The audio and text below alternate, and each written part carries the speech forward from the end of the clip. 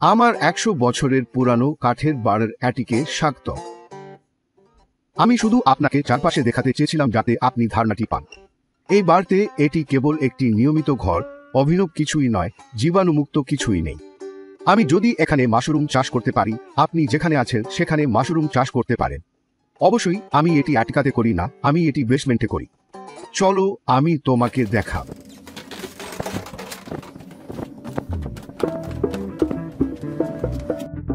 আমার নাম Patrick bench. আমি মাশরুম চাষ করতে ভালোবাসি এবং আমি আপনাকে মাশরুম চাষে সহায়তা করতে ভালোবাসি। কিন্তু না, সত্যি আমি আমার অনলাইন স্টোরে মাশরুম কমে বছরের পর বছর ধরে মাশরুম কিট তৈরি এবং বিক্রি করছি। অনেক মজার সময় এবং সাফল্য এবং হাজার হাজার খুশি গ্রাহক। আমি এই উপস্থাপনাটি তৈরি করছি যাতে আমি আপনাকে দেখাতে পারি যে কিভাবে আপনি বাড়িতে মাশরুম চাষ শুরু করতে পারেন। আমি মাশরুম বাড়ানোর অনেক উপায় চেষ্টা করেছি এবং আমি দেখেছি যে প্রতিটি পদ্ধতি কিছু ক্ষেত্রে সুবিধা প্রদান করে, অন্যদিকে অসুবিধা দিয়ে বাংলা অনুবাদটি সঠিক হচ্ছে। কিছু পদ্ধতি খুব শ্রম নিবিড়, অন্যরা বেশ ধুলোময় এবং অন্যরা ভেজা এবং ভারী বা সফলভাবে পরিচালনা করার জন্য কেবল একটি ব্যথা। আমি সময়ের সাথে সাথে একটি স্থির বৃদ্ধি পদ্ধতি খুঁজে পেয়েছি যা যে কোন অবস্থায় আমার জন্য কাজ করে এবং ন্যূনতম দূষণের হার সহজে মাশরুম ব্লক তৈরি করতে দেয়। এই বাড়িতে পুরানো জায়গার দেওয়াল, ছাদ, মেঝে স্পেসে 100 বছরেরও বেশি সময় ধরে ঘরের ধুলো রয়েছে। আমি চাইলেই সব পরিষ্কার করতে পারতাম না, তবু আমি এখনো ন্যূনতম দূষণ সাথে যতটা চাই ততগুলি মাশরুম কিট দক্ষতার সাথে উৎপাদন করতে সক্ষম। এটি সহজ কৌশলগুলিতে নেমে আসে যা আপনাকে প্রয়োজনীয় জায়গায় নির্বীজনকরণ বজায় রাখতে দেয়, যাতে আপনি আপনার ব্লকগুলিকে গতিতে সেট করতে পারেন এবং তাদের ফলপ্রসূ করতে পারেন। আমি তোমাকে দেখাব কিভাবে মাশরুম প্রাকৃতিকভাবে বনে বৃদ্ধি পায় এবং প্রতিটি ধরনের ছত্রাক নির্দিষ্ট পরিবেশে বিশেষজ্ঞ হয়। একটি গাছের কাঠের ভিতরে বেড়ে ওঠা ছত্রাক বাইরের প্রতিযোগীদের থেকে পাল্টে যেতে পারে এবং কাঠ প্রাকৃতিকভাবে জল কেচতে থাকে, যা জীবন্ত গাছের মৃত্যুর পরেও হয়।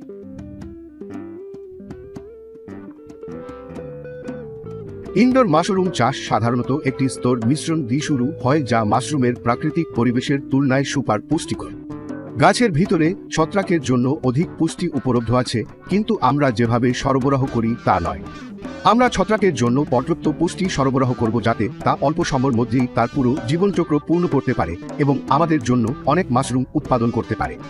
মাশরুম চাষিরা বন্য পরিবেশের নকল করতে পারে না যেখানে মাশরুম প্রাকৃতিকভাবে বৃদ্ধি পায়, কিন্তু এটি কোনো সমস্যা নয়। আসলে আমরা আরও ভালো করতে পারি।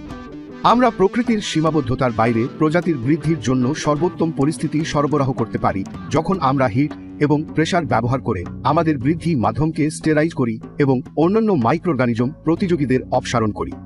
আমরা অবাঞ্ছিত প্রতিযোগিতাকে দূরে রেখে আমাদের মাশরুমগুলির জন্য প্রাকৃতিক পরিবেশে পাও যে সকল খাদ্য উৎসের চেয়ে বেশি পুষ্টিকর এবং জীবাণুমুক্ত শস্য এবং শক্ত কাঠ করাতে একটি বড় অংশ সরবরাহ করছি এবং আমরা জাতীয় পরিবেশের সীমানা বেশি হিসেবে প্রজন্মের বৃদ্ধির জন্য উপযুক্ত শর্ত সরবরাহ করছি।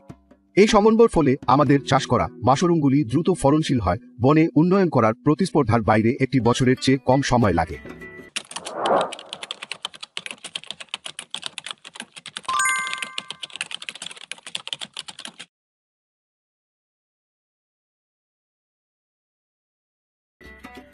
আমার জন্য মাশরুম বৃদ্ধির এই শৈলীর জন্য দুটি প্রধান সুবিধা রয়েছে।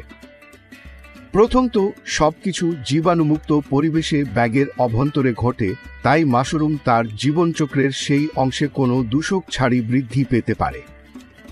এটি কোনোভাবে হস্তক্ষেপ না করেই তার ফলের পর্যায়ে পৌঁছায়।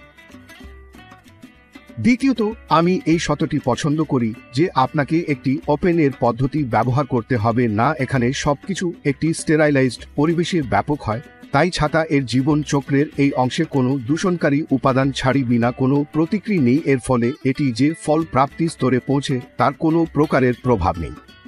এটি একটি আলাদা পাত্রে রাখুন, এটি সেই সমস্ত পদক্ষেপগুলি এর চলে।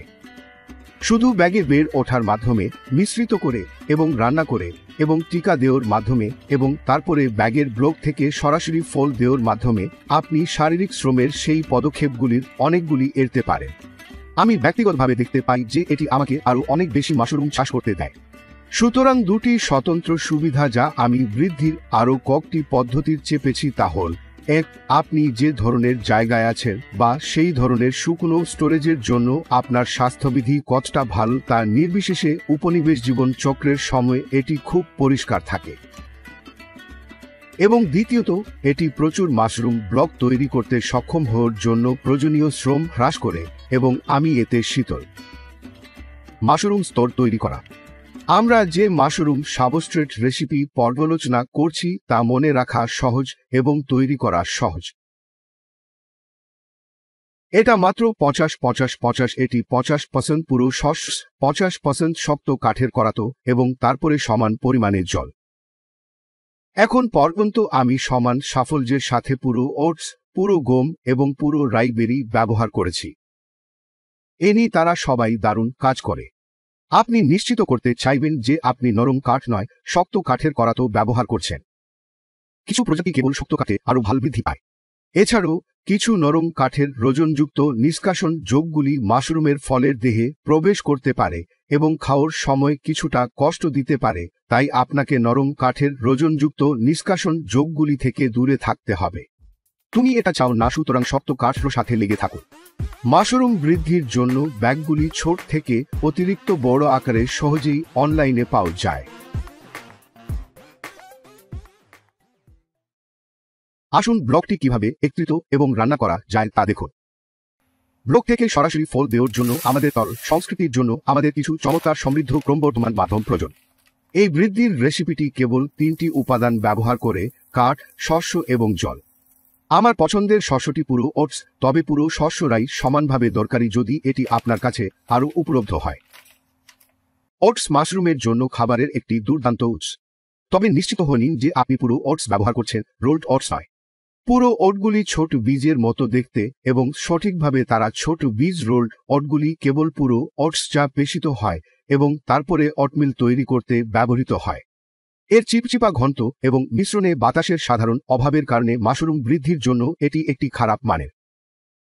মাশরুম বৃদ্ধির জন্য পুরো শস্য ওটস ব্যবহার করুন। সর্বদা নিশ্চিত হয়ে নিন যে আপনি হার্ডউড করাতো ব্যবহার করছেন।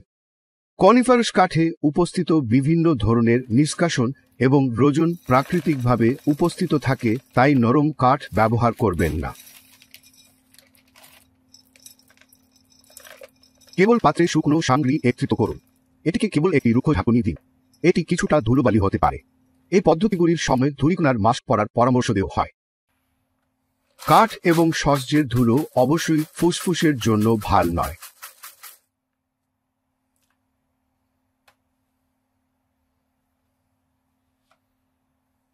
শুকনো উপাদানগুলি আপনার পাত্রে ঢেলে দিন। ওজন অনুযায়ী সমান পরিমাণে পানি যোগ করুন।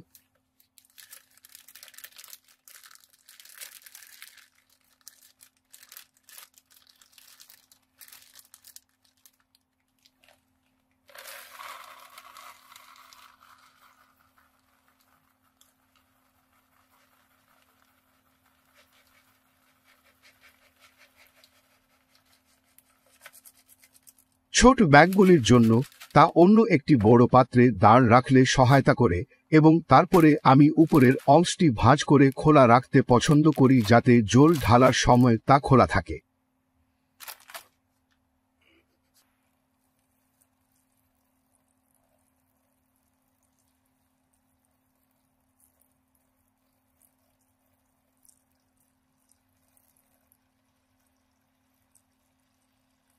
এখানে আমি একটি বড় ব্যাগ প্রস্তুত করছি।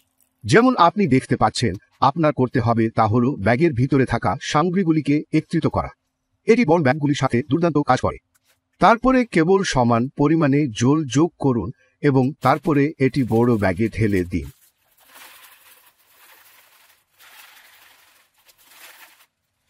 আমি প্রায় 1/3 ঢেলে দিচ্ছি এবং তারপরে আমরা কয়েক ঘন্টার জন্য এটিকে বিশ্রাম দিই।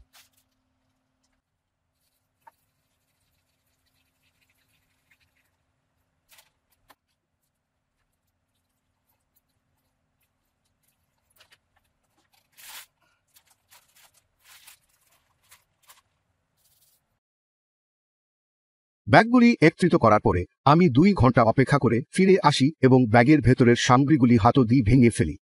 সেই সম জলটি আপনার সর্বশেষ করাতের গুলি এবং ধানের গুলিতে ভিজে যাবে এবং আপনি উপাদানটি একটি আরও সমজাতীয় পণ্যে বিন্যাস করতে পারবেন যেখানে বড় ফাঁক এবং বা বুদবুদ নেই। একবার ধানের গোলাপকোষ ধূলিকণা সম্পূর্ণ সম্মিলিত হলে উপনিবেশ করা অনেক সহজ হয়ে যায়। এই শস্যগুলি ধুয়ে ফেলার দরকার নেই।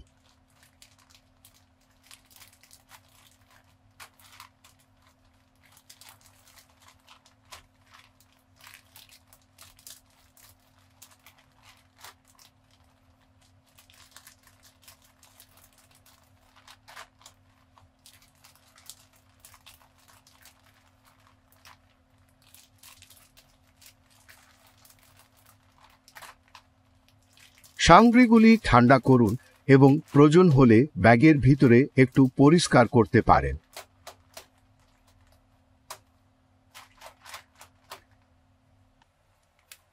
আপনি একটি কাগজের তোলে ব্যবহার করতে চান এবং ব্যাগের পাশে আকড় থাকা সামগ্রীগুলিতে চাপ দিতে চান।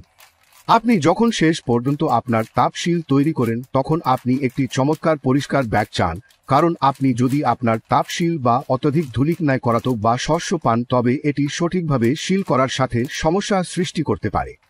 একবার এটি টিপ হয়ে গেলে ব্যাগ থেকে সামান্য বাতাস টিপুন, এটি সমতল ভাঁজ করুন এবং তারপরে এগিয়ে যান এবং শীর্ষে ভাঁজ করুন। আমি সাধারণত 4 বা 5 বার করি, এটা কোনো ব্যাপার নয়, এবং তারপর আমি এটি একটি কাপড়ের পিন দিয়ে ছিটিয়ে দিই। আমি একটি কাঠের বসন্ত কাপড় ব্যবহার করি। এই কাপড়ের পিনগুলি সত্যি অনেকবার প্রেসার কুকারে চলে গেছে। আমি তাদের কেবল একটি ছোট প্লাস্টিক ক্রেটে রাখতে পছন্দ করি যা বাতাসের ছিদ্র সহ তাদের নিজের মধ্যে শুকিয়ে যায়। এটি কাপড়ের পিনগুলিকে ছাড়যুক্ত হওয়া থেকে বিরত রাখে। এখন যখন আমি ব্যাগটি কাজ করছি আমি ফিল্টারটি স্পর্শ না করার জন্য খুব সতর্ক। এটা গুরুত্বপূর্ণ। ফিল্টারটি সেই ব্যাগগুলির একটি সূক্ষ্ম বৈশিষ্ট্য। ফিল্টারকে একটি সহজ বস্তু হিসেবে না মনে করে আপনার সমস্ত কাজ ফিল্টারের চারপাশে ঘুরে বেড়ান।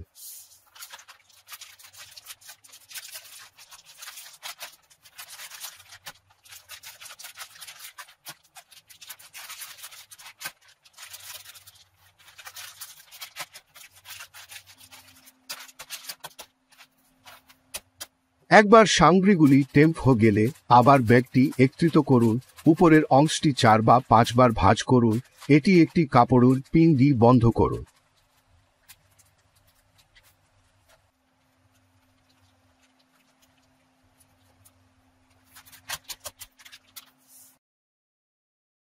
প্রেসার কুকার দিয়ে জীবাণুমুক্ত করা। একটি সফল বৃদ্ধি অর্জনের জন্য আমাদের নিশ্চিত করতে হবে যে একমাত্র জিনিসটি বাড়ছে। এই ব্লকগুলির অভ্যন্তরে ছত্রাক রয়েছে যা আমরা প্রবর্তন করতে চাই।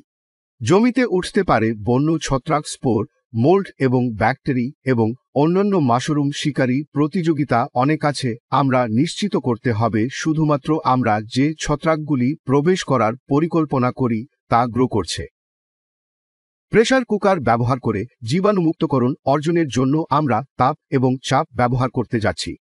একবার আমরা স্টারাইজ সাবস্ট্রেট পেয়ে গেলে, সাবস্ট্রেটটি হল মাশরুম বৃদ্ধি পাওয়ার জন্য ব্যবহৃত জিনিস, তখন আমরা আমাদের ছত্রাকটি প্রবর্তন করতে পারব এবং ব্লকটি সম্পূর্ণরূপে উপনিবেশ করতে দিতে পারব। একবার সম্পূর্ণ উপনিবেশ হওয়ার পরে আপনি এটি পুরোপুরি কলোনাইজ করতে পারেন।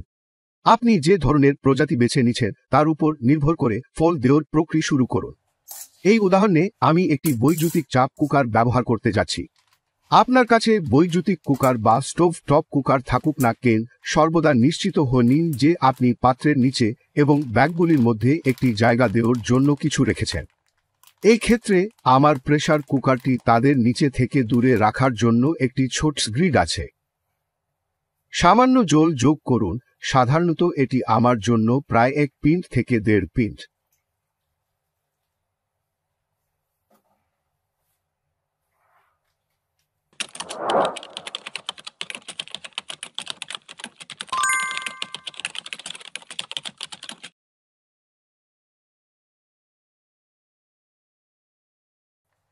প্রদত্ত বাংলা অনুবাদটি সম্ভবত সঠিক নয়। নিচে সঠিক অনুবাদ দেও হল লিড বন্ধ করার পরে আপনাকে নিশ্চিত হতে হবে যে প্রেসার কুকারের পোর্টগুলি আপনার সামগ্রীর সাথে সঠিকভাবে লাইন আপ করে এবং সেগুলি কোনোভাবেই অবরুদ্ধ নয়। নিশ্চিত হওয়ার জন্য দ্বিতীয়বারে যাওয়ার আগে ব্যাগগুলি নিচে ধরা পড়ে না। ঢাকনা, কারণ এটি আপনাকে কিছুটা দুঃখ থেকে মুক্তি দিতে পারে। এটি একটি ভাল শিল প্রতিরোধ করতে পারে। আমি যে সস্তা বৈদ্যুতিক চাপ কুকারটি ব্যবহার করছি তা প্রতি বর্গ ইঞ্চি চাপে প্রায় 10 বা 11 পাউন্ড পর্যন্ত পায়, যার মানে হল আমাদের দীর্ঘ সময়ের জন্য রান্না করতে হবে। জীবাণুমুক্তকরণের সময় প্রেসার কুকার যেটি আপনি ব্যবহার করছেন তার চাপের উপর নির্ভর। আপনার প্রেসার কুকারটি 15 পাউন্ড প্রতি বর্গ ইঞ্চি চাপ অর্জন করতে পারলে আপনাকে কমপক্ষে 2 ঘন্টা আর সাধারণত 30 মিনিট আর রান্না করতে হবে যাতে তাপটি মাশরুম সাবস্ট্রেট মাসের কেন্দ্রে প্রবেশ করতে পারে। আপনার প্রেসার কুকার 10 থেকে 11 পাউন্ড প্রতি বর্গ ইঞ্চি চাপ উৎপন্ন করতে পারে, তাহলে আপনাকে নির্বীজন অর্জন করতে কমপক্ষে 10 ঘন্টা রান্না করতে হবে। একটি স্টোভটপ কুকার এই 20 আরও দক্ষ হবে। প্রচুর স্টোভটপ প্রেসার কুকার এবং প্রেসার ক্যানার রয়েছে যা প্রতি বর্গ ইঞ্চিতে 15 পাউন্ড পৌঁছায়। এর মানে হল আপনার রান্নার সময়টি সম্পূর্ণ হ্রাস পেয়েছে 10 থেকে 11 পাউন্ড প্রতি বর্গ ইঞ্চি। এর ক্ষেত্রে আপনাকে স্টারিলাইজেশন অর্জন করতে কমপক্ষে 10 ঘন্টা রান্না করতে হবে। আমার সস এবং করাতের মধ্যে সম্পূর্ণ জীবাণুমুক্তকরণ অর্জন করুন। আরেকটি কুকার যা প্রতি বর্গ ইঞ্চিতে 15 পাউন্ড পৌঁছায়, সেটি দিয়ে এটি কেবল 2 এবং 1.5 ঘন্টায় সম্পূর্ণ স্টেরিলাইজেশন পাবে। আপনার সময় অনুমান করার সময় আপনাকে সাধারণত প্রেসার ভেসেলটি পুরোপুরি প্রেসারাধিকার হোক পর্যন্ত আরও 30 মিনিট দিতে হবে।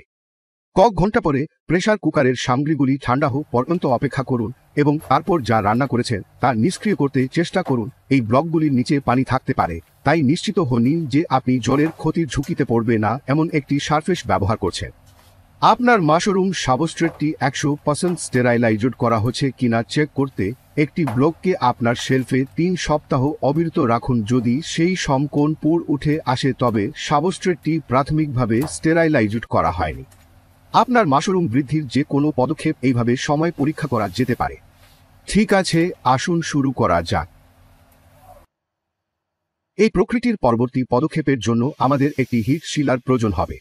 এই ক্ষেত্রে আমি একটি ইম্পোর্ট কর্পোরেশন হিট শিলার মডেল IPK 305H ব্যবহার করছি। 3 থেকে 5 মিলিমিটার তাপ উপাদান এই কাজের জন্য আদর্শ। পাতলা উপাদানগুলিও কাজ করে। আমরা প্রথম যে কাজটি করতে যাচ্ছি তা হল কাপড়ের পিনটি সরিয়ে ফেলুন। ব্যাগের ঘাড় ভাঁজটি একেবারে শেষ ভাঁজ পর্যন্ত রোল করুন। আমি সাধারণত শেষ অংশটি প্রকাশ করি না, আমি কেবল এটিকে যথেষ্ট দূরে ফিরিয়ে দিই এবং তারপরে এগিয়ে যাই এবং এটিকে ক্ল্যাম্প করি। ব্রির চাপ দিয়ে 10 সেকেন্ডের জন্য সিল করুন। 1 সেকেন্ডের জন্য ছেড়ে দিন। ঠিক আছে, এটি হিট শিলার দৃশ্য একটি নিন এবং অ্যাকশন। হিট শিলারের ক্ল্যাম্প নিচে নামার সাথেই আপনি একটি তাপ এবং বিদ্যুৎ বিস্ফোরণ দেখতে পাবেন যা তাৎক্ষণিকভাবে ব্যাগের প্লাস্টিককে ফিউজ করে এবং একটি সম্পূর্ণ শিল তৈরি করে। এটি হিট শিলার শিল অন ট্যাক অন একটি শিল নাম্বার 1 ছেদন। চমৎকার, ভাল কাজ, এটি একটি চমৎকার প্রথম শিল ছিল। এখন আমরা ফিরে যাব এবং আরও 2 বার এটি করো। আমরা এই মুহূর্তে চলে যেতে পারি এবং আমাদের যা আছে তা দিয়ে মাশরুম চাষ করতে পারি। সমস্যাটি হল আমাদের কিছু ব্যাগ ম্যানিপুলেশন করতে হবে যা শিলের উপর কিছুটা কঠিন হতে পারে। আমরা এটিকে জোর দিতে চাই না, আমরা নিশ্চিত হতে চাই যে আমাদের ব্যাগটি পর্যাপ্তভাবে সিল করা হচ্ছে, তাই আমরা এটি আরও 2 বার সাবধানতার সাথে করব। এরপরে আমরা যেতে ভাল হবে। আবার ডুব দিতে প্রস্তুত? 3 আবার তাপ ও বিদ্যুতের বিস্ফোরণ। আমরা হিট শিলারের উপর দৃঢ়ভাবে চাপ দিচ্ছি, সেই ওল্ডে ভাল চাপ পাওয়ার বিষয়টি নিশ্চিত করছি। তারপর 10 সেকেন্ড পর ছেড়ে দিন। ছেদন। ঠিক আছে, দ্বিতীয় শিলে চমৎকার কাজ। প্রথমটির মতোই এটিকে 8 থেকে 10 সেকেন্ডের তাপের বিস্ফোরণ দিয়ে নিশ্চিত হয়ে যাক যে সেই জিনিসটি ভালভাবে শিল হয়ে গেছে। আমরা এটা আরও একবার করতে যাচ্ছি। আমরা কয়েক সেকেন্ডের জন্য এটি শীতল করতে দিচ্ছি। এখন আমরা আবার ডুব দিতে যাচ্ছি। প্রস্তুত? ক্রি। তাপ শিলিংটি কিছুটা ধীর দেখায় কারণ এটি এক ধরনের গতিহীন, তবে এটি সঠিকভাবে পাও এবং এখানে ঠিক কি ঘটছে তা বোঝা গুরুত্বপূর্ণ। ছেদন।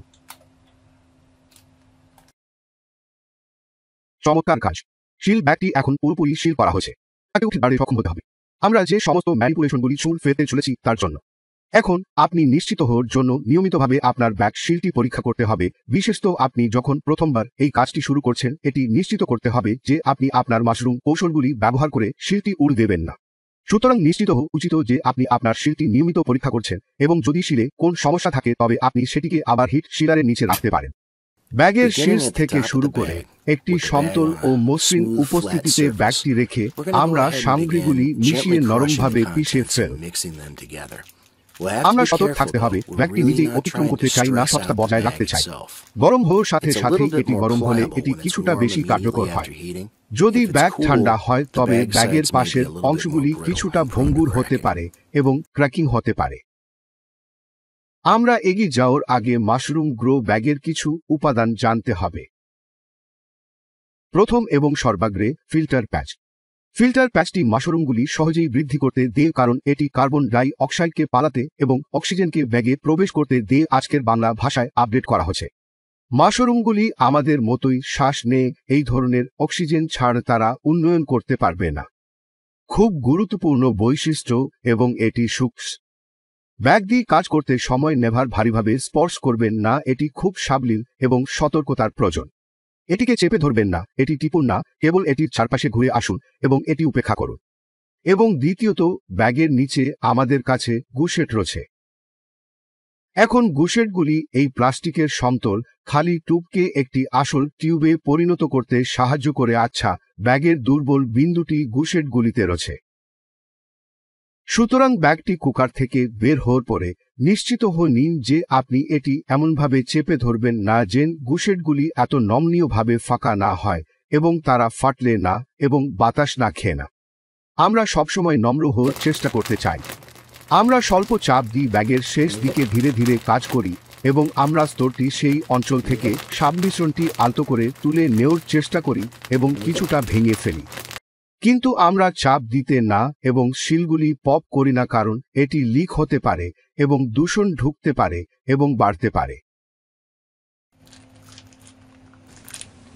মনে রাখবেন, ব্যাগ পরিচালনা করার সময় ফিল্টার প্যাচ এর চলবেন না এবং আপনি সামগ্রীগুলি মিশ্রিত করার সাথে সাথে সেই সামগ্রীগুলি আলতো করে পিষে ফেলছেন। আপনি ব্যাগটি উল্টে ফেলার পরে ব্যাগের নিচে রওনা হওয়ার সাথে সাথে লক্ষ্য করতে হবে যে সামগ্রীগুলি মিশ্রিত হচ্ছে ব্যাগের নিচেও।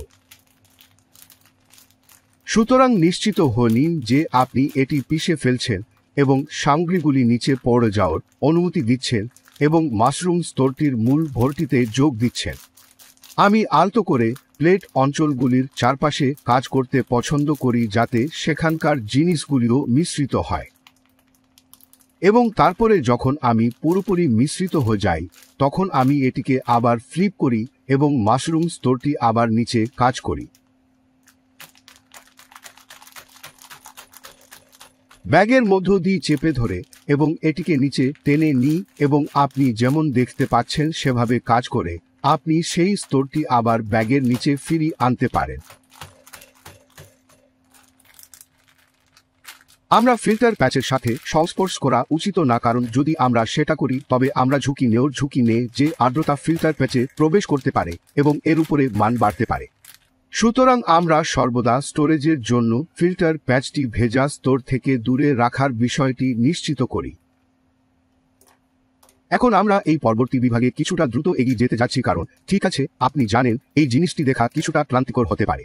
আমি গতির জন্য এই ব্যাগগুলি দুবার সিল করব, তবুও আপনাকে 3টি পূর্ণ সিল দিয়ে যেতে হবে। এখানে একটি ব্যাগ ভাঙার আরেকটি উপায় রয়েছে। এটিকে পিছনে এবং পিছনে রোল করুন এবং আপনি যে পৃষ্ঠে কাজ করছেন তার বিরুদ্ধে আলতো করে পিষে নিন। বাহু আমার দিকে তাকাও।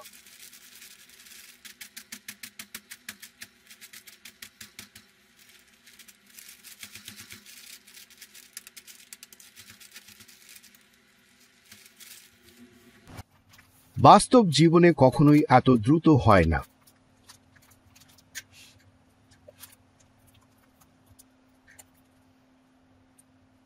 আমি কয়েকটি ভিন্ন আকার এবং কয়েকটি ভিন্ন ধরনের ব্যাগ ব্যবহার করছি যাতে আমরা দেখতে পারি যে কিভাবে প্রতিটির সাথে কাজ করতে হয়। আমার কাছে ছোট, মাঝারি এবং বড় মাশরুম চাষের ব্যাগ রয়েছে। এগুলি সমস্ত অনলাইন খুচরা বিক্রেতাদের কাছ থেকে নিয়মিত আকারে উপলব্ধ।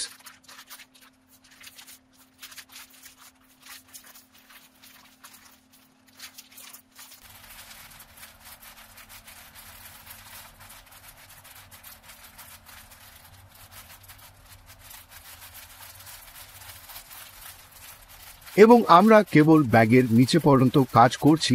ক্লিপগুলির সামগ্রীগুলি আলতোভাবে খাঁটি করে নেও উচিত এবং তারপরে সবকিছু আবার নিচে নামিয়ে দিচ্ছি। তুমি ওখানে যাও।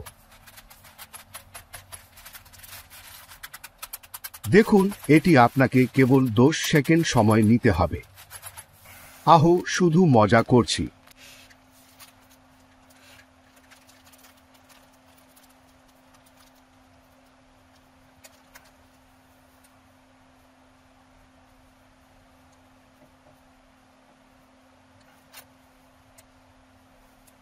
এখন আমরা দ্রুত এগিয়ে যাচ্ছি, কিন্তু আমরা প্রতিটি শিলের জন্য 10 সেকেন্ড সময় দিচ্ছি। শিল করার জন্য 10 সেকেন্ড এবং তারপরে কক সেকেন্ড উত্তোলন করে এটি শীতল হওয়ার জন্য দিন এবং তারপরে আবার 10 সেকেন্ড সিল করো।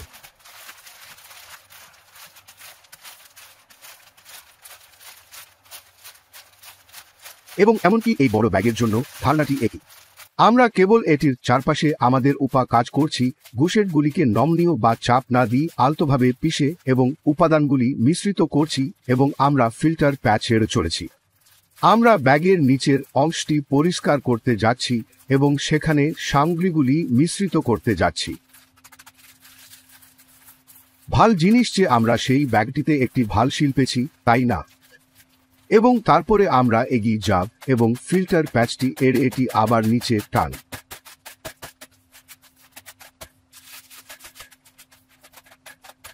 ঠিক আছে, আসুন মাশরুম টিকা দেওয়ার জন্য প্রয়োজনীয় সরঞ্জামগুলি দেখুন।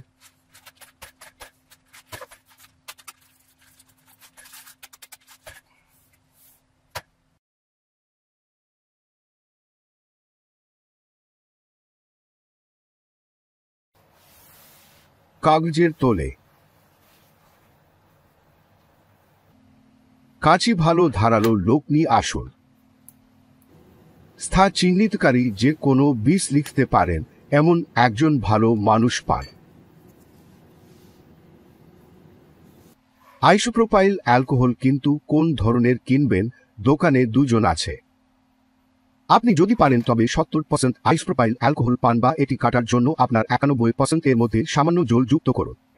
এক কাপ কফি, একটি স্পঞ্জ, একটি ভাল পরিষ্কার নতুন। এটি আপনার কাছে স্পঞ্জের মতো নাও লাগতে পারে, এগুলো স্পঞ্জ। আমি এগুলি একটি ভালো প্যাকে পেয়েছি যাতে তারা কার্ড বা অন্য কিছুর মতো দেখায়। ওখানে দেখো, এটি একটি স্পঞ্জ। আপনার স্পঞ্জগুলি পুনরায় হাইড্রেট করতে কেবল 70% অ্যালকোহল ব্যবহার করুন। টেপ, আমি টার্প টেপ ব্যবহার করি কারণ এটি খুব আঠালো। তরল সংস্কৃতি মাইসেলিম, অনেকেই এই জিনিসটি না রাখতে পারেন। এটি অনলাইনে অনেক জায়গা থেকে পাওয়া যায়। এটি সহজে কাজ করা যায় এবং আপনি অল্প পরিমাণের তরল সংস্কৃতি মাইসেলিমকে প্রচুর পরিমাণে প্রসারিত করতে পারেন। এই তরল সংস্কৃতি জারগুলি আপনি সেখানে যে কোনো ধরনের ছত্রাক তৈরি করতে পারেন। এগুলি বিভিন্ন বিক্রেতার কাছ থেকে অনলাইনেও উপলব্ধ। ধারণাটি হল মূলত আপনি আপনার তরল সংস্কৃতি সিরিঞ্জটি গ্রহণ করেন যা আপনি অনলাইনে পান, যা কিছুটা মাইসেলিম পেয়েছে। আপনি আমাদের জীবাণুমুক্ত কৌশল ব্যবহার করে এটি ইনজেকশন পোর্টে ইনজেক্ট করুন। মূলত আপনি জারের অভ্যন্তরে মাইসেলিমটি দেখতে থাকেন এবং তারপরে এটি শতগুণ প্রসারিত হয়।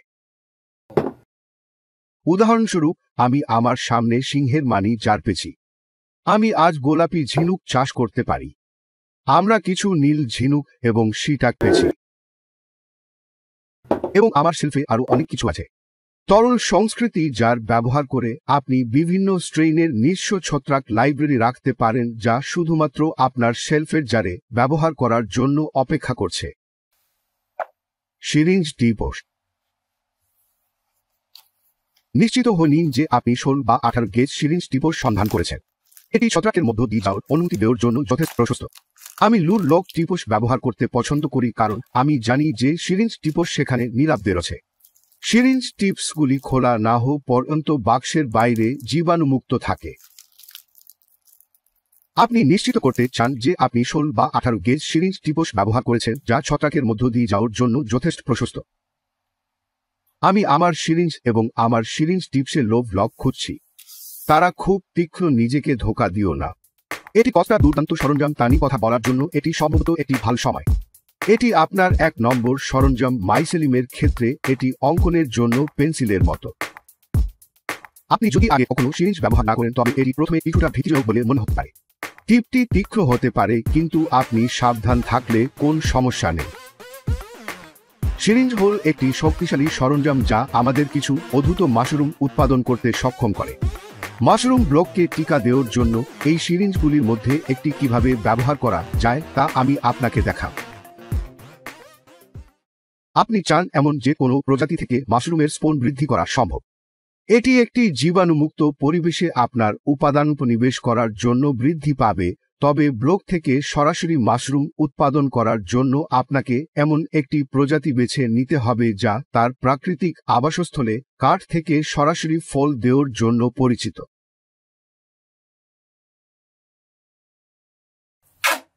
আপনি নিজেকে কিছু দৈর্ঘ্যের টেপ দিয়ে শুরু করতে চান। আমরা ব্যাগে যে ইনজেকশন সাইটগুলি তৈরি করতে যাচ্ছি তা ঢাকতে আমাদের টেপের প্রয়োজন হবে।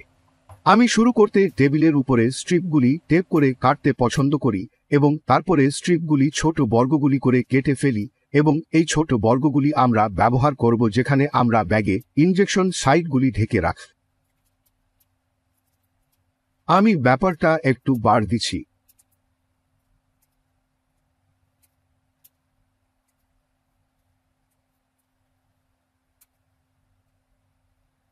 এগিয়ে গিয়ে আমরা কিছু তাজা পরিষ্কার স্পঞ্জ পেয়ে শুরু করতে যাচ্ছি। আমরা এগিয়ে যাচ্ছি এবং এটি সরাসরি কফি কাপে কেটে ফেল এবং আমরা বাকি অংশটি দূরে সরিয়ে রাখব এবং পরে ব্যবহারের জন্য এটি পরিষ্কার রাখ।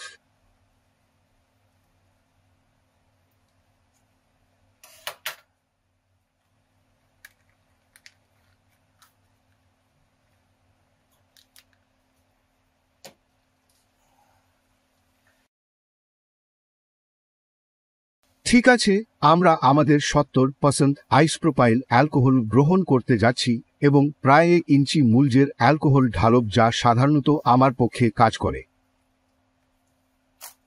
এবং আমরা এগিয়ে যাওয়ার জন্য প্রস্তুত হব এবং আমাদের সিরিঞ্জের অংশগুলি ধুয়ে ফেল।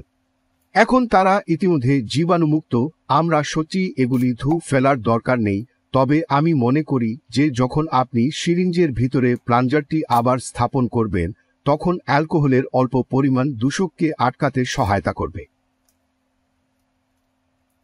আপনার ইনজেকশন বা তরল সংস্কৃতি মাইসেলিন প্রত্যাহারের ফলে রাবার শিলের মাধ্যমে কোনো দূষক প্রবেশ করে। আমরা আমাদের সিরিঞ্জের টিপটি প্রস্তুত করব। এটি অ্যালকোহলের মধ্যে দ্রুত ধুয়ে ফেল এবং সিরিঞ্জের নজল দিয়ে ধুয়ে ফেল এবং তারপরে আমরা লোভ লক দিয়ে সেগুলি লক করতে যাচ্ছি। এখন আমরা সেখানে আমাদের সামান্য স্পঞ্জে ছুরি মারব এবং এটি ব্যবহারের জন্য তুলে নেব এবং আমরা এগিয়ে যাব। তাহলে এই স্পঞ্জটি আসলে আমাদের জন্য কি করে? এটি কোনো ফাঙ্গস কিল করে না, কোনো মোল্ড কিল করে না, এটি শুধুমাত্র তাদের দূরে রাখতে সহায়তা করে। দেখুন, এটি ছাড় আমাদের ইনজেকশনগুলি ব্যাগের পৃষ্ঠের আশেপাশের ছাঁচ বা এর চারপাশের বা দ্বারা অতিক্রম করা হবে এবং আমরা যা কিছু করি তা একক বীজ দ্বারা ধ্বংস হয়ে যাবে। তবে সেই স্পঞ্জের জায়গায় এটি আসলে একটি প্রতিরক্ষামূলক বাধা সরবরাহ করে যেখানে আপনি ইনজেকশনের আগে এবং পরে আপনার সুইটি প্রত্যাহার করতে পারেন। যতক্ষণ না আপনার অ্যালকোহল পরিষ্কার থাকে ততক্ষণ এটি পুরোপুরি পরিষ্কার এবং দূষক থেকে মুক্ত থাকে। আমরা এগিয়ে যাচ্ছি এবং একটি জার থেকে আমাদের তরল মাইসেলিমের কিছু অংশ ধরে শুরু করব। আমরা ইনজেকশন পোর্টটি পরিষ্কার করব এবং আমরা এগিয়ে যাব এবং প্রত্যাহার করব।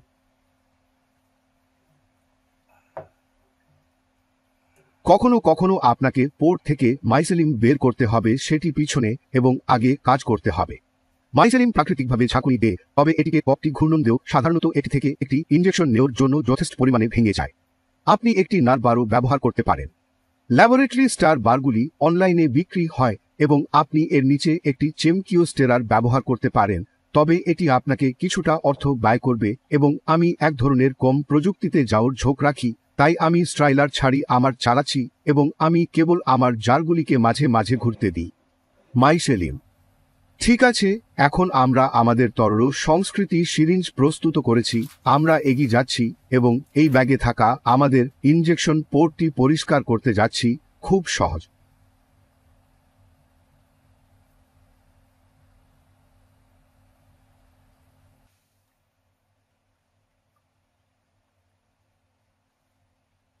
আমরা শুরু করার আগে আমরা কিছু অ্যালকোহল ছিটিয়ে দেব এবং তারপরে আমরা সুইটি ডুবিয়ে দেব এবং আমাদের ইনজেকশন তৈরি করব। আমরা স্পঞ্জ ব্লকে সুইটি প্রত্যাহার করি এবং আমরা এটি সরিয়ে নিই। সুই ছাড়ার পরে টিকাকরণ বন্দরটি সিল হয়ে যায় এবং এটিকে যে কোনো কিছু প্রবেশ থেকে রক্ষা করে এবং আমরা সেই ব্যাগটি একটি মিশ্রণ দ্বীপ ভিতরের কিছু তরল সংস্কৃতি বিতরণ করে দ্বীপ এবং তারপর এটি একপাশে রেখে দ্বীপ।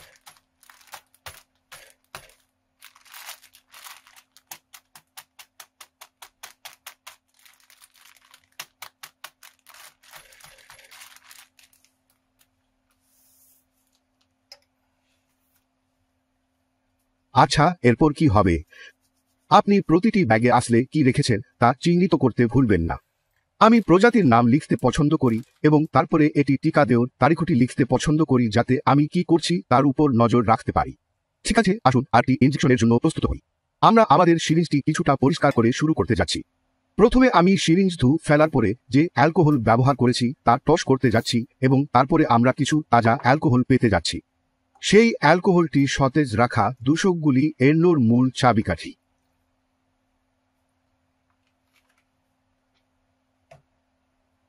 ঠিক আছে, আমি কিছুটা ফেলতে যাচ্ছি এবং কিছু ফেলা অ্যালকোহলটি পাশে শুট করতে যাচ্ছি যেখানে আমার একটি ফ্লোর ড্রেন অপেক্ষা করছে।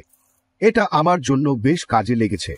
আপনি আপনার ফেলা অ্যালকোহলকে গুলি করার জন্য একটি বালতি বা একটি ছোট গ্লাস ব্যবহার করতে বেছে নিতে পারেন। এমনকি আপনি অন্যান্য প্রকল্পের জন্য এটি পুনরায় ব্যবহার করতে চাইতে পারেন।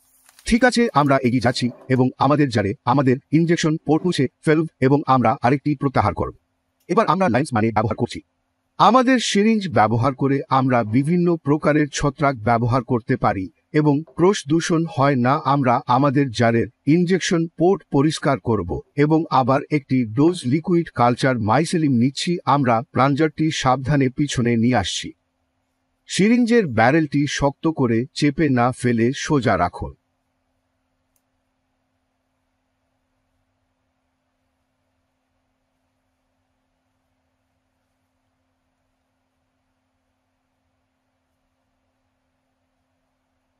আমরা শুরু করছি। আমরা ব্যবহার করার জন্য একটি ভালপূর্ণ সিরিঞ্জ পেয়েছি। আসুন আরও কিছু টিকা দেওয়া যাক।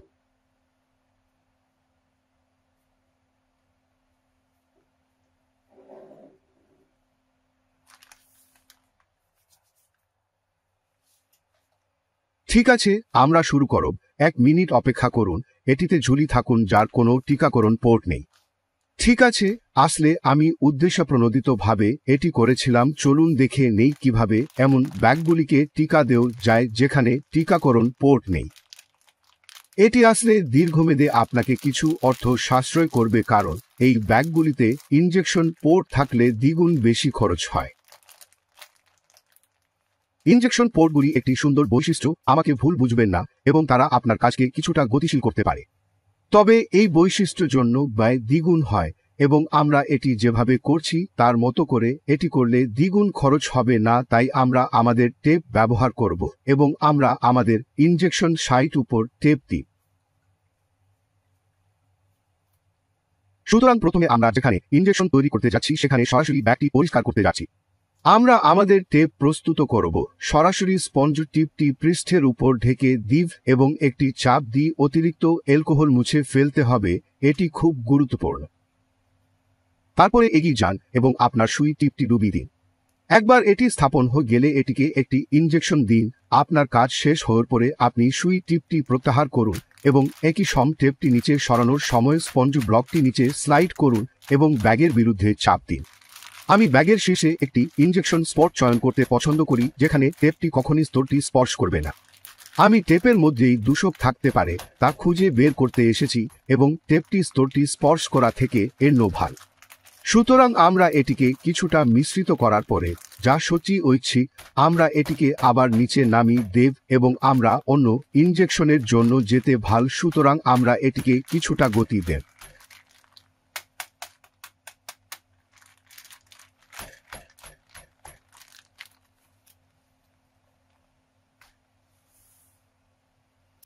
আমরা এগিয়ে যাচ্ছি এবং একই পদ্ধতি ব্যবহার করো। ব্যাগটি পরিষ্কার করুন, জায়গায় টেপ করুন, এর বিরুদ্ধে স্পঞ্জ রাখুন এবং তারপরে আপনার ইনজেকশন তৈরি করুন। আপনার ইনজেকশন দেওয়ার ঠিক আগে নিশ্চিত হন যে আপনি সেই স্পঞ্জটি সঠিকভাবে চেপে ধরেছেন। এটি অতিরিক্ত অ্যালকোহল ছেড়ে দেয় এবং আপনি চান না যে অতিরিক্ত অ্যালকোহল দুর্ঘটনাক্রমে ইনজেকশন গর্তের ভিতরে প্রবেশ করুক। এটি প্রচুর দূষণের কারণ হতে পারে। লোকেরা কখনো কখনো মনে করে যে অ্যালকোহল বন্য স্পোরগুলিকে মেরে ফেলবে, যা সমস্যার কারণ হয়। তা হয় না। এটি যা করতে পারে তা হল বন্য স্পোরগুলি বহন করা, কারণ এটি তাদের সরাসরি হত্যা করে না পরিবর্তন নেই। সুতরাং এটি একটি দূষিত তরল হত্যা করে। আপনার মাশরুম ব্লকগুলি ফলানো। এই সিংহের মানি ব্লকটি ফল দেওয়ার জন্য প্রায় প্রস্তুত। আপনি দেখতে পাচ্ছেন এটি এখন প্রায় অর্ধেক উপনিবেশিত হচ্ছে, তবে সিংহের মানির আক্রমণাত্মক প্রকৃতির কারণে এটি উপনিবেশ স্থাপন সম্পূর্ণ হওয়ার আগেই ফল দেওয়া শুরু করতে প্রস্তুত। আমি কখনো কখনো তাদের পরিপক্ক হওয়ার জন্য সময় দিই, ব্যাগের ভিতরে তাদের ফল দিয়ে পছন্দ করি ব্যাগটি পুরোপুরি করে খোলার জন্য না হয় এবং ছত্রাকটি শুধুমাত্র বৃদ্ধি পাবে এবং ব্যাগের শীর্ষটি উন্মুক্ত হবে। আপনাকে নিশ্চিত করতে হবে যে ফিল্টার প্যাচ ব্যবহার করে ব্যাগটি নিয়ন্ত্রণ করতে না হয় এবং আসলে ছত্রাকটি ব্যাগের বাইরে বাড়তে না পারে, কারণ একবার এটি হয়ে গেলে ছত্রাকটি শুকিয়ে যেতে পারে এবং ব্যাগে কিছু মোল্ড উৎপন্ন হতে পারে। সুতরাং ব্যাগের অভ্যন্তরে মাশরুমগুলি বৃদ্ধি করা দুর্দান্ত হলেও ফিল্টার প্যাচের মাধ্যমে তারা যাতে বৃদ্ধি না পায় তা নিশ্চিত করার চেষ্টা করুন। এই সিংহের মনুষ্যকে বাহ্যিকভাবে ফলত করার জন্য আমি সম্ভবত এটিকে আরও কিছুটা উপনিবেশ স্থাপন করতে দেব, সম্ভবত যতক্ষণ না এটি এখানে নেমে আসে। তারপরে উপরের অংশটি ভাঁজ করুন, ব্যাগটি পরিষ্কার করুন, সেখানে প্রায় 5 ইঞ্চি কাটা তৈরি করুন এবং তারপরে এটি একটি আর্দ্র স্থানে রাখুন। ছত্রাকটি বাতাস এবং আর্দ্রতা অনুভব করবে এবং কয়েক দিনের মধ্যে ফল দিতে শুরু করবে। স্লিট তৈরি করার পর লাইন্সম্যান সাধারণত নতুন শর্তগুলির প্রতিক্রিয়া দেখার জন্য 4 থেকে 6 দিন সময় লাগবে। আপনি সেই মুহূর্তে এটি দৃশ্যমানভাবে ফল দিতে সক্ষম হবেন। মাশরুমগুলি সম্পূর্ণরূপে গঠন করতে প্রায় 2 সপ্তাহ সময় নেয়। কেশিং স্তর উপাদান প্রস্তুত করা। কেশিং উপাদান হল একটি অপুষ্টিকর উপাদান স্তর যা ইতিমধ্যে উপনিবেশিত হওয়ার পরে মাশরুম প্লটের শীর্ষে যুক্ত হয়। কিং ঝিনুক বা ওয়েন ক্যাপ মাশরুমের মতো কিছু মাশরুম প্রজাতির জন্য এটি প্রয়োজন এবং অন্যান্য মাশরুম যেমন নামিকো বা চেস্টনাট এটি ব্যবহার করলে আরও ভাল ফলন পাওয়া যায়। And do better when they have one. আমি এই কাজটি সম্পন্ন করার জন্য 50% ভার্মিকুলাইট এবং 50% ইট মশের মিশ্রণ ব্যবহার করতে ভালোবাসি। এই মূলত ও পুষ্টিকর উপাদানগুলি আর্দ্রতা ধরে রাখতে দুর্দান্ত এবং মাশরুম ছত্রাকটিকে কেশিং বাড়তে এবং তারপরে মাশরুমগুলি অঙ্কুরিত করার অনুমতি দেওয়ার জন্য যথেষ্ট ছিদ্রযুক্ত এবং বাযুক্ত। আপনি 60% এর চেয়ে একটু বেশি জল যোগ করতে যাচ্ছেন। এই শুষ্ক উপাদানগুলি খুব শুষ্ক এবং সত্ত্বেও কিছুটা জলবিদ্যুৎ প্রবণ, যার অর্থ হল তারা সহজে জল শোষণ করে না। আমি একবারে সামান্য জল যোগ করতে পছন্দ করি।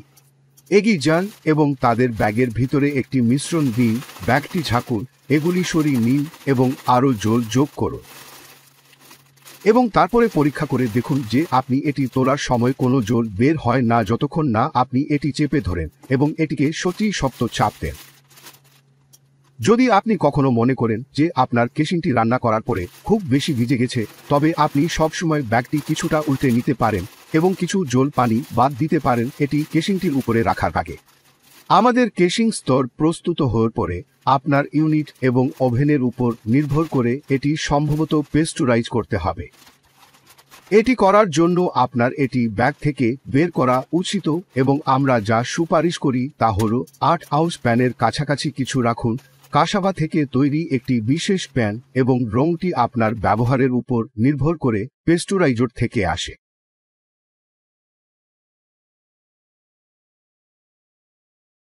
বেশিরভাগ প্রজাতির জন্য, যেমন রাজহাঁস, শঙ্কু এবং চেস্টনাট মাশরুম, আপনি আপনার সাবস্ট্রেটকে মাইক্রোবিল প্রতিযোগিতা বিরোধ করতে পেস্টারাইজ করতে চাইবেন।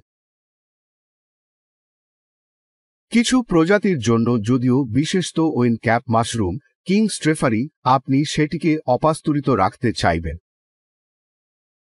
ওয়েন ক্যাপ মাশরুমগুলি সাধারণত মাইক্রোবিল পরিবেশটি রয়েছে এবং এটি তাদের ফলকে উদ্দীপিত করতে সহায়তা করে। আমাদের কেশিং উপাদানকে পেস্টুরাইজ করা হচ্ছে যাতে মোল্ড মারা যায়, কিন্তু কিছু তাপ সহিষ্ণু প্রজাতির জীবাণু রান্নার পরে জীবিত থাকতে পারে। এই শক্ত জীবাণুগুলি কেশিং মোল্ড থেকে দূষণ থেকে কিছু সুরক্ষা সরবরাহ করে। সিংহের মানি ব্লকটি পেস্টুরাইজ করার জন্য প্রেসার কুকারে স্টারিলাইজেশনের সাধারণ সমর 1/3 রান্না করুন। এই কেটে ফেলা সিংহের মানি ব্লকটি প্রায় 4 বা 5 দিন আগে কেটে ফেলা হয়েছিল। এখন দেখতে হচ্ছে যে কাটার অঞ্চলের চারপাশে মাইসেলিম শক্ত হয়ে উঠছে এবং ফল দেওয়ার জন্য প্রস্তুত হচ্ছে। কক দিনের মধ্যে এটি উঠে আসবে এবং ফল দেওয়ার জন্য প্রস্তুত হবে। এখন এখানে কিছু সপ্তাহ পরে আমরা দেখতে পাচ্ছি যে এই ব্লকের উপর এবং পাশে অসাধারণ মাশরুম উঠছে এবং দেখতে হচ্ছে যে এগুলি এখন তৈরি হয়ে গেছে। তাদের মধ্যে কয়েকজনকে আমি পৃথক জলপ্রপাতের দাঁতও তৈরি না হোক পর্যন্ত এটিকে কিছুটা বেশি সময় ধরে যেতে দেব। এটি পরিপক্কতার লক্ষণ। আপনি যখন এগুলি চয়ন করেন তখন এটি সুন্দর এবং সাদা কিনা তা নিশ্চিত করুন। তাদের হলুদ হতে দেবেন না। কিং ঝিনুক ব্যতীত সব ঝিনুক প্রজাতি ব্যাগের একটি কাটা থেকে ফল দেবে, তবে সাধারণত একটি কেশিং থাকতে হবে। বেশিরভাগ ঝিনুক প্রজাতি আপনি কেবল উপনিবেশযুক্ত ব্যাগে একটি কাট করে দিলে প্রায় 3 বা 4 দিনের মধ্যেই শক্তিশালী পিনিং প্রতিক্রিয়া দেখতে পাবেন এবং তারপর আপনি চমৎকার মাশরুমগুলি দেখতে পাবেন। আদর্শ বৃদ্ধির জন্য আপনার আর্দ্রতা প্রায় 85% রাখুন। শিটেকের জন্য আপনি নিশ্চিত হওয়া উচিত যে আপনি এর ব্যাগের বেশিরভাগ অংশ সরিয়ে দিবেন যাতে এটি বাড়তে পারে, তবে এটি বার সময় দিনে কয়েকবার কুশা লাগানো উচিত যাতে এটি শুকিয়ে না যায় এবং পৃষ্ঠটি বাড়তে পারে।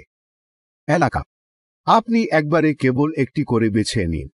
একবার এগুলি শেষ হয়ে গেলে তারা আবার ফল দিতে পারে। সুতরাং আপনি নিশ্চিত করতে চান যে আপনার শিটাকে কিটটি সর্বত্র সুন্দর এবং বাদামি এবং আপনি এটি ফল দেওয়ার চেষ্টা করার আগে প্রায় 10 থেকে 12 সপ্তাহ হয়ে গেছে বা আপনি আংশিক ফল দিয়ে শেষ করতে পারেন। সাধারণত শিটেকের শুধুমাত্র বাদামি অংশগুলি চমৎকারভাবে উৎপাদন করবে। শিটাকের মাশরুমগুলি সর্বোত্তমভাবে বৃদ্ধি পায় যখন ব্লকটিকে ব্যাগগুলি সরানো বা স্পর্শ না করে উপনিবেশ স্থাপনের অনুমতি দেওয়া হয়। একটি প্রাকৃতিক পরিবেশে শিটাকে মাশরুমের সাথে ফলের জন্য উদ্দীপিত করা হয় যখন এটি অনুভব করে যে হোস্ট গাছটি পড়ে গেছে। শিটাকের ব্লকগুলি ধাক্কা খাও সময় পুরোপুরি বাদামি না হওয়ার সারি এবং পরিপক্ক না হওয়ার আগেই এটি ফল দেয়। এখানে একটি ঋষি মাশরুম বৃদ্ধি পেয়েছে। ঋষি মাশরুমের জন্য মূলত অপেক্ষা করার জন্য প্রস্তুত থাকুন। ঋষি মাশরুম বিকাশের জন্য বিশেষত দীর্ঘ সময় নেয়। মাশরুমটি ব্যাগের অভ্যন্তরে তৈরি হতে দিন এবং তারপরে এটি নিচে না ঘুরিয়ে উপরেরটি কেটে ফেলুন। তারা উদ্বোধনের দিকে বড় হবে। ঋষি মাশরুম উদ্ভিদকরণের পরে শিল করা ব্যাগের শীর্ষে মাশরুমগুলি তৈরি হবে। যখন কমপক্ষে 1 থেকে 2 ইঞ্চি দৈর্ঘ্যের তাদের পৃথক আঙ্গুলগুলি ব্যাগের শীর্ষটি খুলবে, তখন তারা ব্যাগের শীর্ষের উপরে না হোক পর্যন্ত বৃদ্ধি পাবে এবং তারপরে ব্যাগের বাইরে উপলব্ধ অক্সিজেনের পরিবর্তিত পরিমাণের প্রতিক্রিয়া হিসাবে একটি ক্লাসিক আকারে সমতল হবে।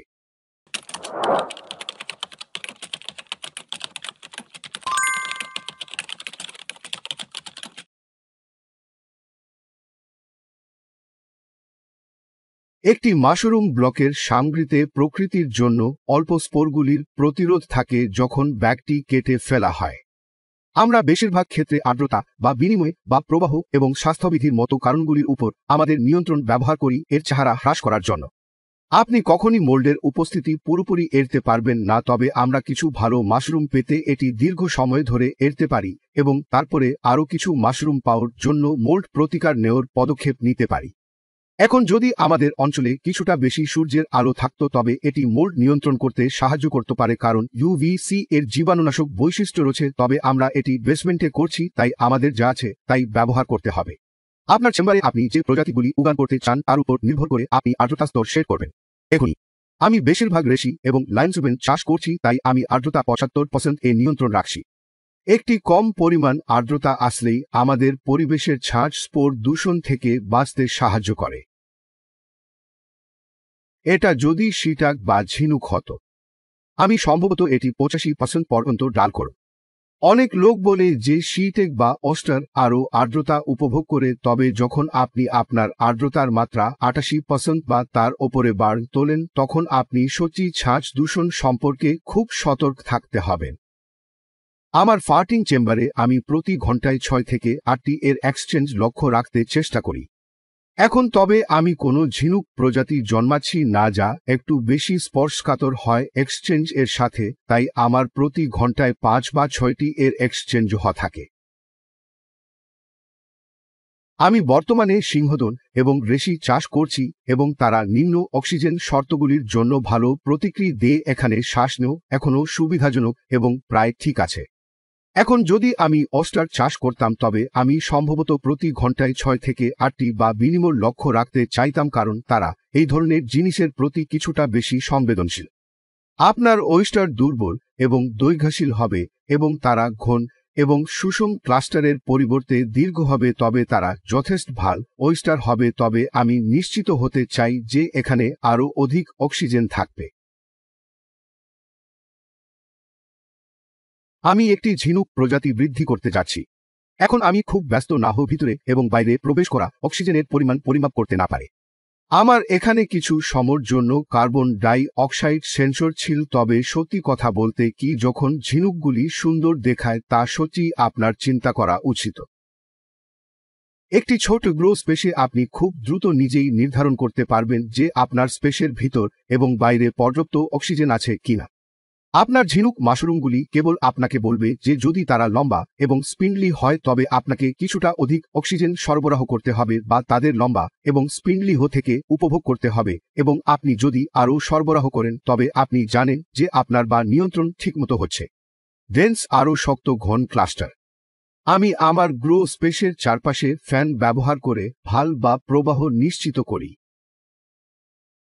এক্সচেঞ্জ করা এবং বিভিন্ন গ্রো ব্লকে মাশরুম পৌঁছানোর জন্য বাতল ঘরের সমস্ত মাশরুমে পৌঁছানোর জন্য আমি আসলে আমার ওকোতে ফ্যানগুলি স্থাপন করি। মাশরুমের উপর সরাসরি ফুকানো না হয়, তাই উপযুক্ত কনভেকশন সঙ্গে ভাল বাচরণ হয়। একটি সরাসরি বা প্রবাহ তাদের শুকিয়ে দেয়। এখন স্বতন্ত্র চমৎকার বাক্স না হলেও আপনার হবি গ্রোতে সম্ভবত আপনার রুমের মধ্যে একটি ছোট বক্স থাকবে। আপনি যা সরবরাহ করার চেষ্টা করতে চান তা হল সেই ঘরের মধ্যেই ভাল সঞ্চালন। শায়দ ঘরে একটি মাইল্ড ফ্যান সেট আপ করুন, ফ্লো সরাসরি গ্রোথের উপর না ফুকি দিয়ে ঘরের চারপাশে হালকা বাতাস চলাচল করান। সেই বা সঞ্চালন দ্বারা বা বিনিময় না হওয়ার সময় পর্যাপ্ত অক্সিজেন সরবরাহ হবে। আপনি যদি একটি বড় ঘরে একটি ছোট বৃদ্ধি পান তবে এর এক্সচেঞ্জ উদ্বেগের বিষয় হয়ে ওঠে। এখানে একটি সাদা ঝিনুক মাশরুম ব্লক রয়েছে যা অপরিষ্কার পরিবেশে উৎপাদিত হচ্ছে। দেখুন কিভাবে এটি বৃদ্ধিকে প্রভাবিত করে।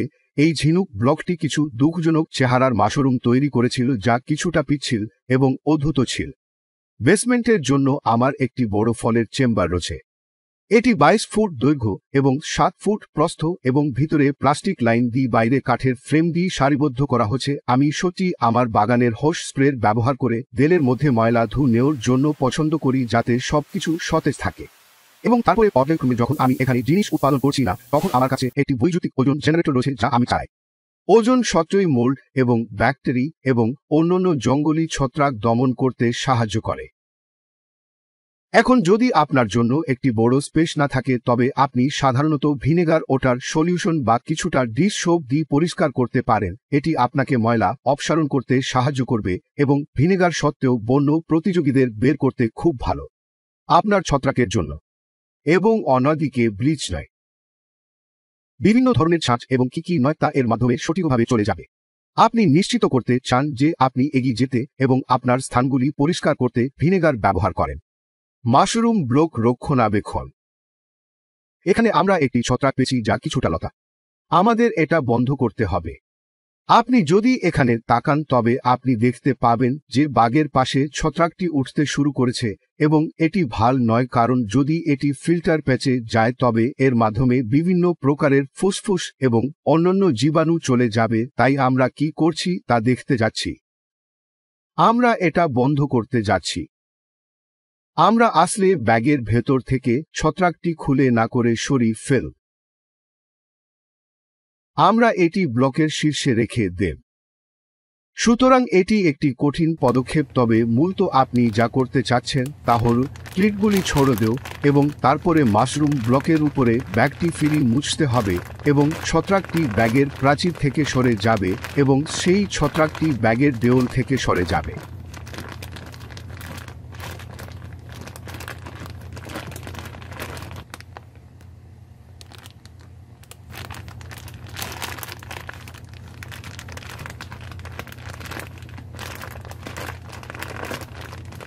মাশরুম ব্লকে চলে যাবে।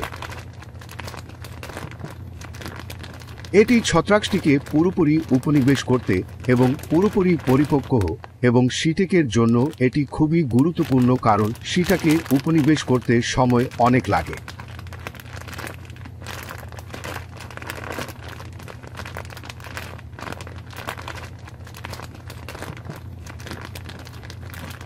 এটি এমন একটি কৌশল যা আপনি করতে পারেন যা ব্যাগের অভ্যন্তর থেকে সমস্ত ছত্রাক সরিয়ে ফেলবে এবং সেই মুহূর্তে আপনি এগিয়ে যেতে পারেন এবং এটি সেলফে ফিরিয়ে আনতে পারেন এবং আপনি যাওয়ার জন্য প্রস্তুত। এখানে একটি লাইন্স মানে কিট রয়েছে যা দুর্দান্ত কাজ করছে। এখন পর্যন্ত এটি কেবল ফল দেওয়ার জন্য প্রস্তুত।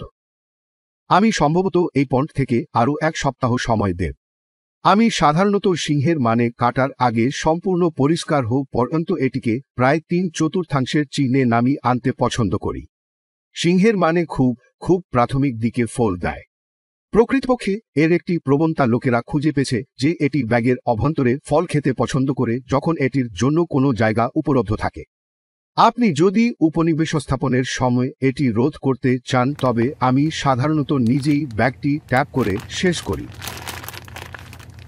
ফিল্টার প্যাচ এলাকায় ব্যাগটি কিছুটা নত করুন, সম্ভবত ফিল্টার প্যাচ এবং ভাঁজের মধ্যে ভাঁজ করার সময় কিছুটা অতিরিক্ত প্লাস্টিক।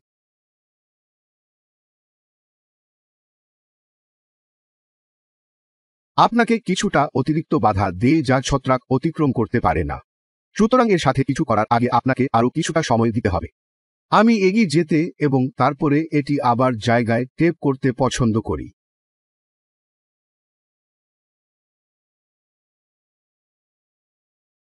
ফলানোর জন্য যখন এটি ফলের জন্য প্রস্তুত হবে, আমি সমতল দিকের 5 ইঞ্চি প্রস্থের মধ্যে একটি কাট করে এটি একটি হিউমিডিফাইড জায়গায় রেখে দিয়ে এটিকে ফল দিতে দেব এবং আপনার ক্লাসিক শীর্ষ ফলের আকৃতি সহ একটি সুন্দর মাশরুম উৎপাদন করব। আইসিকলগুলি ঝুলছে। এই মাশরুম কিটটি কিছুটা বেশি বৃদ্ধি পাচ্ছে, তাই আমরা আসলে এটি ঠিক করতে যাচ্ছি এবং আমরা এটি আরেকটি বৃদ্ধির জন্য সেট আপ করতে যাচ্ছি। ফিল্টার প্যাচের চারপাশে ধীরে ধীরে বিকশিত মোল্ড সম্পর্কিত সমস্যার সমাধান করার পরিবর্তে আমরা এটি সেখান থেকে বের করে নতুন জায়গায় স্থানান্তর করব। সুতরাং আমরা ব্যাগের শীর্ষটি কেটে শুরু করতে যাচ্ছি।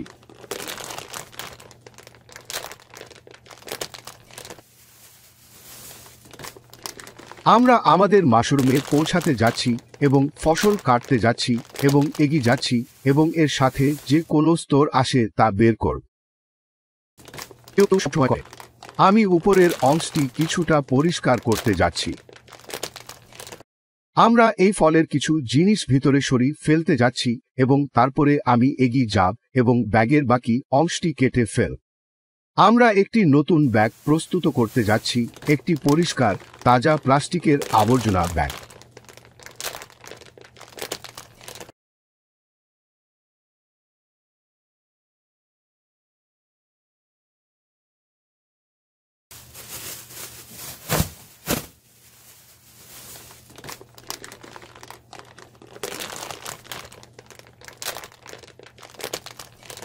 আমি যতটা সম্ভব কিট স্পর্শ করার সময় এটি করার চেষ্টা করি। আমি এটা সরাসরি এখানে রাখ।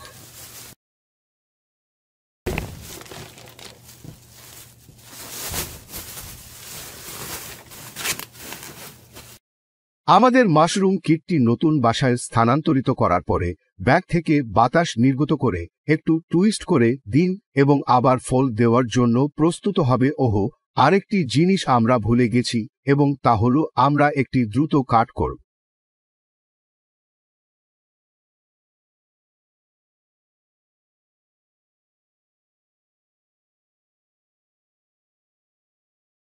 আমরা চালিয়ে যাওয়ার আগে আমি ব্লেডটি দ্রুত মুছতে যাচ্ছি।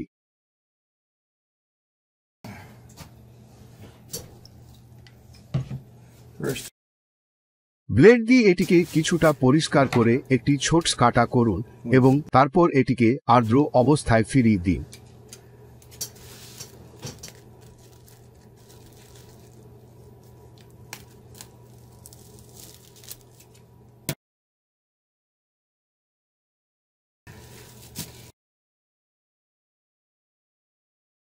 এটি সম্ভবত প্রায় 2 সপ্তাহের মধ্যে আরেকটি ফলের জন্য প্রস্তুত হবে। মাশরুম কম্পোস্ট তৈরি করা। এই শখের একটি উপকারিতা হল যে আপনি এর থেকে উপযুক্ত কম্পোস্ট তৈরি করতে পারেন। তবে শুকনো ব্লকগুলি আপনার পক্ষে খুব বেশি কিছু করে না। সত্যিকার অর্থে কিছু ভাল করার জন্য এটি ভেঙে ফেলতে হবে। এই ব্লকগুলি ভেঙে ফেলা দেখতে উপভোগ করুন এবং আমি সাহস করে বলতে পারি যে আপনি এটি কিভাবে করেন।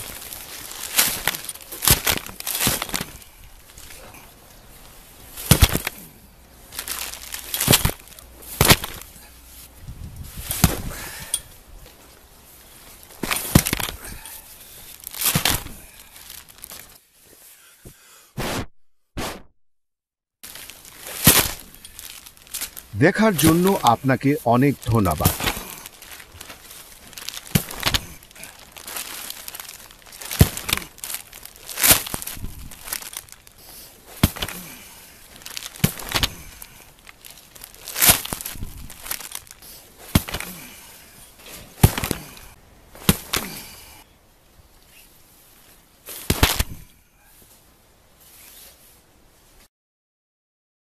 কয়েক সপ্তাহ পরে বাগানের চারপাশে একটু হাঁটতে বের হলাম এবং দেখলাম যে আমরা ইতিমধ্যে আমার কম্পোস্ট স্তূপ থেকে সিংহের মানি মাশরুমের পুরো গুচ্ছ ফুটতে শুরু করেছি। ওখানে একটা ছোট্ট ছেলে আছে। দেখা যাক তারা এখানকার সব জায়গায় আছে।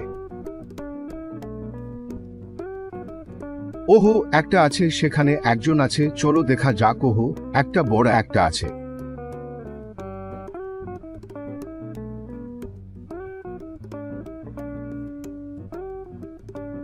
আর এগুলো সবই আসলে সংযুক্ত। এখানে একজন লোক আছে এবং এখানে একটি বড় পুরানো ক্লাস্টার রয়েছে এবং আরো অনেক কিছু।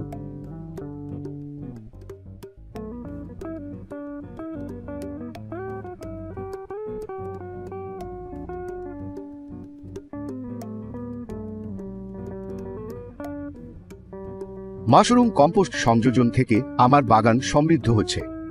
এটি মাটিকে আলগা করে এবং পুষ্টি সরবরাহ করে এবং কীটক এটি ভালবাসে। আপনার জানার জন্য ধন্যবাদ এবং আমি আপনার সমর্থনকে স্বাগত জানাচ্ছি। যে provided Bengali translation is very good, no need for any update. এই ভিডিওটি শেষ পর্যন্ত টানতে অনেক ঘন্টা এবং প্রচুর উৎসর্গ সময় লেগেছিল। আপনি যদি কোনো বন্ধুর কাছ থেকে বিনামূল্যে এই ভিডিওটি ধরতে চান তবে আমি আপনাকে জানাতে চাই আমি আশা করি আপনি সামগ্রীর প্রশংসা করবেন এবং আমি আশা করি আপনি এটি তথ্যবহুল বলে মনে করেছেন। আপনি যদি আমাকে একটি অনুদান পাঠাতে চান তবে আপনাকে এটি mashroom@piton@mail.com পাঠাতে স্বাগত জানাই। gmail.com-এ পিটন একটি দুর্দান্ত দিন এবং শুভ কামনা এবং সুখী মাশরুমিং।